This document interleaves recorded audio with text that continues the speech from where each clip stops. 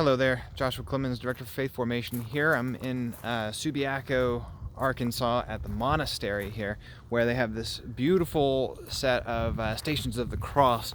They're mosaics. If you ever get a chance to come out here, you should do so. Of course, everybody's cloistered away and nobody can come out because of being, well, because of quarantine, essentially, especially the monks, because if something bad happened there, then it would be terrible. So, but being outside, good for the soul. Figured I'd come out here and have a conversation with you about something near and dear to my heart.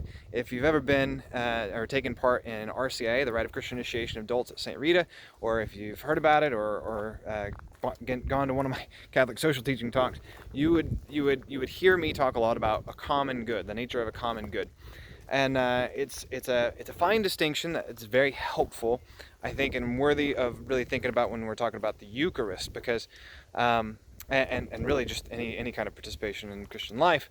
A common good is something that is something that's not lost in the sharing.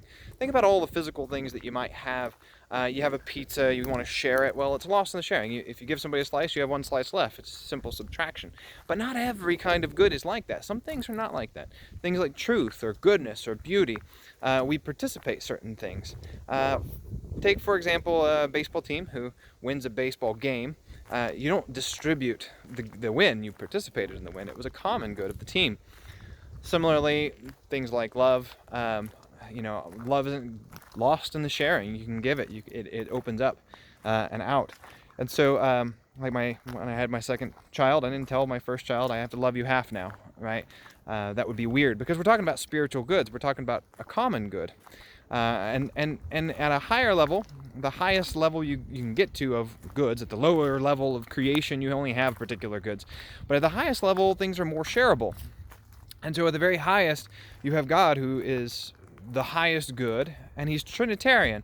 You have three persons totally receiving God, the Godhead, the divine nature, which is the ultimate common good. The common good of all creation is trying to strive for some limited participation in the divine good. And so that's one way of trying to understand how you can have one God and three persons, each of them totally God, and yet all of them being distinct. Still mysterious, but maybe we're getting a little closer to understanding something of it, if we think in terms of spiritual goods. So when it comes to Jesus and the Eucharist, how is it that he gives us his body and we should participate in it? If I eat his body and I drink his blood, isn't there less? I mean, how does that not diminish? And most of the times, if bodies do, it's not the case that we're eating like parts. We're not eating like an arm or a leg or something.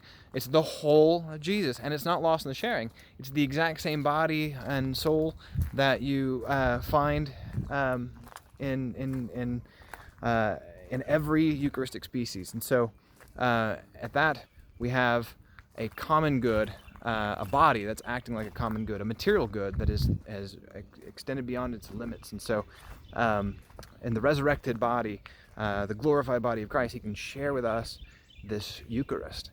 And so I hope this will be something that you can kind of take to the bank as you're meditating on spiritual communion and the mystery of the Eucharist in this Easter season.